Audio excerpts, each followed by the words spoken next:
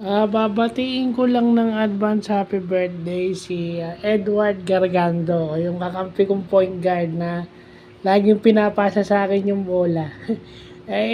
Ito yung dahilan kung bakit may panalo ako sa intrams. Kung hindi champion runner-up, dahil sa mga taong katulad mo. So, alam ko September 12 pa yung birthday mo, so mauna na akong bumati. At saka kung talagang may varsity, okay?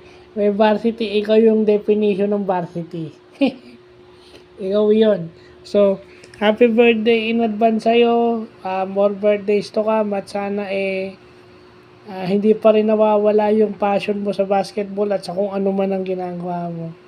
Sana masaya ka sa buhay mo ngayon at sana kung ano man yung tinatamasa mo, sana lumago pa yan at madagdagan pa yan.